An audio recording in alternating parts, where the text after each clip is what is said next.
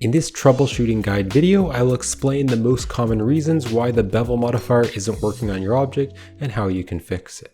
So the first common reason is that you have overlapping vertices. So you can see I have a cube here and I have a bevel modifier on the cube, but you can see there's like some pinching here with the bevel. Well, if I go here to the vertex select and inspect the model in edit mode, you can see if I select a vertex and kind of move it around here, you can see there's overlapping vertices. And this is very common. This can definitely happen when you're doing 3D modeling, that you just have accidental overlapping vertices. So you can see if I hold down the Alt key and select that loop there and then double tap the G key to edge slide it, you can see we have an extra edge there. So what you want to do to fix this is hit the A key to select everything, and then you want to hit M and you want to merge by distance. And you can see it got rid of 4 vertices. Now for some reason it didn't get rid of the vertices, you can open up the merge by distance here and you can turn up this value just a little bit more, so maybe like a 0.001 instead, and that's going to make that distance larger. So if there's vertices close to other vertices, it'll be merged by that distance. And you can see now the bevel looks correct.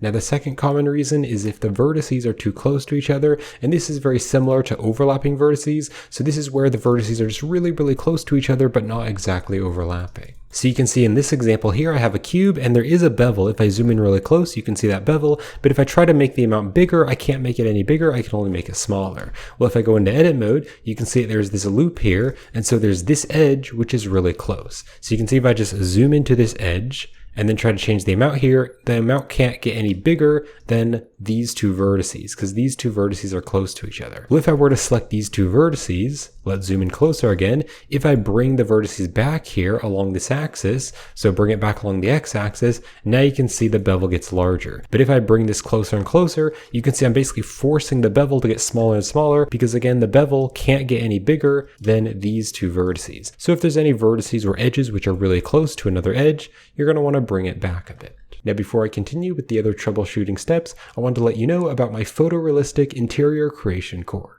In this Blender course, I will teach you photorealistic interior creation in Blender. So throughout this tutorial series, I'll show you the entire process of creating this realistic kitchen interior scene. So what will you learn in this course? You'll learn how to model to the real life world scale, how to block out interior scenes, you'll learn interior modeling like windows, cabinets, and countertops, you'll learn how to set up texture maps and edit the UV maps. You'll learn how to create basic procedural materials like brick, plastic, and metal, how to add surface imperfections to objects to add realism, how to add decals to objects within the materials, using multiple UV maps to place textures, decals, and surface imperfections. You'll learn furniture modeling like bar stools, an oven, a fridge, a microwave, and more. You'll learn object and prop modeling like mugs, plates, vases, switches, and more. And we'll be going over some compositing effects to add more realism to your render. And you can find the links to the course in the video description. Now another common reason, which is kind of similar to the previous one,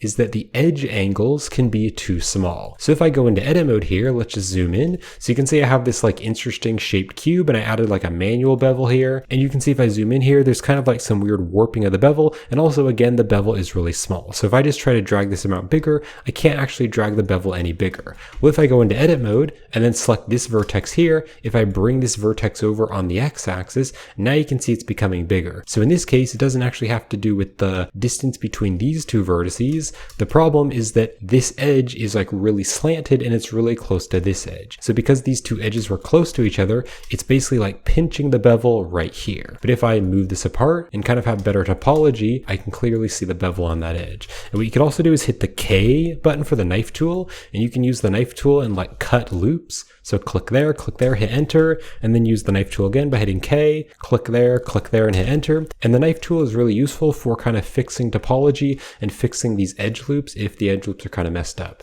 And I also have a separate video on how to use the knife tool, so if you want to check out that video, the link is in the description. But you can now see the bevel's back and I can make it much larger. So the next common issue is that you may need to apply the scale of your object. So you can see here's an object, let's just say I scale this way down. Let's just make it really small. Well, now you can see the bevel is obviously smaller because the entire object is smaller. Well, if I hit Control A and apply the object scale, you can see the bevel just got bigger. If I make it even smaller, hit Control A and apply the scale, the bevel's going to get bigger. Well, if I scale the object way up, let's make the object really large and then hit Control A and apply the scale. Now you can see the bevel's really small. So this isn't necessarily an issue of you can't actually see the bevel, but the size of the bevel may be way too big or way too small. So if you've scaled any object, object, it's usually always a good idea to just hit Control A and just apply the object scale, and that way you can just drag this amount here and it'll be more even to the rest of the scene. Now another common issue is if the modifier stack is in the wrong order. So let's say that you have multiple modifiers. In this example, I have a boolean and a bevel. So I have this cube object here, and why the cube looks like a wireframe is because I went here to the object settings and I scrolled down to the viewport display, and then on the display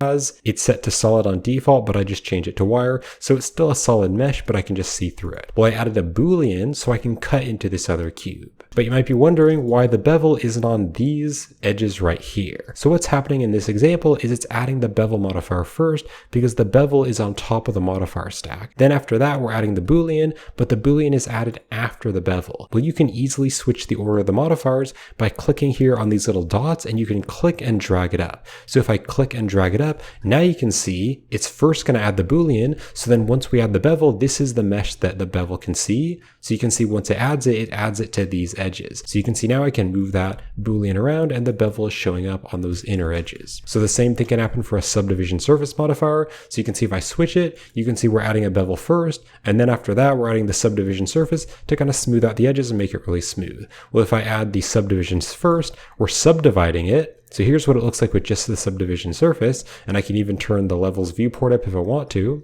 And then if I add the bevel after that, it's going to bevel all those edges. And here's a third example with a plane. So you can see I have this plane here, and then I want to give it thickness and then give it a bevel. Well, I'm giving it the bevel first, so here it is with the bevel. But you can see because there's no edges, the modifier doesn't have any bevel to add to any of the edges because there aren't like any extruded down edges like this. If I extruded down that edge, there'd be a bevel there. But with this simple plane, there's no actual edges for it to add a bevel. So what I'd first want to do is add the solidify modifier first. So here it is with just the solidify. So now it's kind of like a cube shape, and then I can add the bevel afterwards. So the next common issue is if you have faces which have bad topology. So usually in most cases, you want a face to have 4 vertices, or also 3 vertices is fine, but usually you want a face to have 4 vertices, like a simple plane. Well, you can see with this cube here, I modeled this little detail. So this plane on the very top has 1, 2, 3, 4, 5, 6, 7 vertices, but it's really best if each face has 4 vertices to make up a face. And so the bevel isn't actually showing up. If I kind of zoom in really closely, you can actually kind of see it, but it's really small. Well, in this example here, it's the same exact mesh,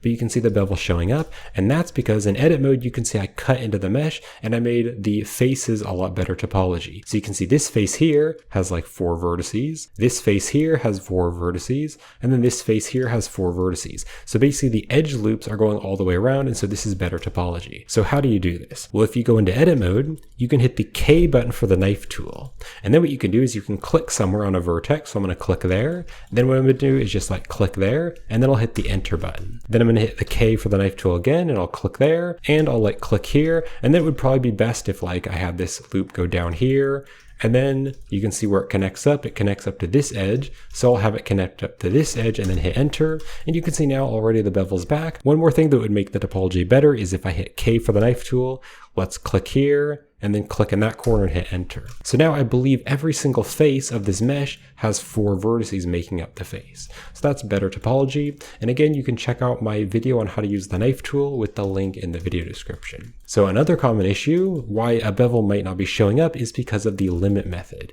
So here on the bevel modifier settings, you can see there is this limit method and there's this angle. So if the angle is turned to 0, it's going to add a bevel to every single edge. So you can see this edge here. This edge doesn't have a bevel because it's like perfectly straight, but all of these edges here have a bevel. Well, if I turn the angle limit up more and more, eventually when the angle isn't large enough, you can see now if I turn this up to like a 30, now there's actually no bevel right here. So if I just go back to solid view, you can see there's no bevel right here. But if I turn the angle down, it looks like if I turn it down to about a 23, now I can actually see the bevel there. So just be aware of that limit method. An easy way to understand this is if I turn the angle to a 90, you can see now it's going to be completely gone. And that's because like this here, that is a 90-degree angle, and this here, that is a 90-degree angle. But if I just turn it down a little bit smaller to like 89, now it's going to show up again. So basically, if this angle is larger than the angles on your object, it's not going to show up. Now, another common issue that you might run into is if you're using the vertices mode instead of the edges mode. So you can see if you just click here and change it to vertices, it's going to add a bevel, but only to the vertices and not the edges. So now we have kind of this cool round cube, but you can see right here there's no bevel. So I want to change this back to edges, so that way it'll add a bevel to the edges and not just the vertices. Now this is probably super obvious, but I thought I'd mention it. But another common issue could be that your amount simply isn't large enough. So you can see if I change this amount here, that's going to change it. So if you just add a bevel modifier, maybe your object is really large, or maybe you didn't apply the scale. If your amount is just way too small, you may not be able to see the bevel. And also there is this width type, and so you can change the width type. It's really not going to change anything that much. Basically what it's going to change is how do you want to measure the width. So there's different things like the width or the depth or the percent. You can see if I change it to percent, it's going to still be a similar thing. So there's going to be a slider, but I can change it using a percentage instead of an offset. So if you want to play around with this, you can, but I usually just leave it to offset. So you can see like right here, the bevel's way too big, so it actually looks like a circle. So I need to drag this amount way down, and I keep dragging it down, and it looks like once it's to around like a 0.1, now I can actually start to see it. So just make sure it's not too big or too small. Now another common issue is if the normals need to be flipped. So you can see here, if I go into edit mode, you can see this is just a simple cube with a bevel, but you can see the edges are like flaring up. Well, if you click right up here on the overlays, you can turn on the face orientation, and you don't want to see the red faces because the red faces should be inside the mesh. So what I can do is go into edit mode, select everything with the A key, and I'll hit Shift N to recalculate the normals. So now the normals have been flipped, and so now it looks correct. And then the last thing that I thought I'd mention is that you can actually accidentally hide the bevel from edit mode, from the viewport, and from the render. So there's these three buttons right here. This one hides it in edit mode. So if you click on this button, now if I go into edit mode, you can see it appears as though the bevel's gone, but when I go back to object mode, you can see it. So this is useful if you just want to do like more precise modeling, but then when you go back to object mode, you want to see the modifier. So it is pretty useful, but sometimes you may just not want it, so you may want to turn that off. So that may be causing issues, so you may not be able to see the bevel in edit mode. The other one here is hide in viewport. So if I click on the monitor icon to hide it from the viewport, it doesn't matter if I'm in edit mode or object mode, I just can't see the bevel. And so this is commonly used for a modifier like a subdivision surface modifier. The subdivision surface modifier adds more detail to objects, so it can kind of lag your viewport if you have a very detailed object. So sometimes you might want to hide a modifier from the viewport so that the viewport is a bit faster, but then you still want the modifier to show up when you render the scene. So just make sure that one is turned on so you can see it in the viewport. Now the last one is the camera icon, and that is the hide in render.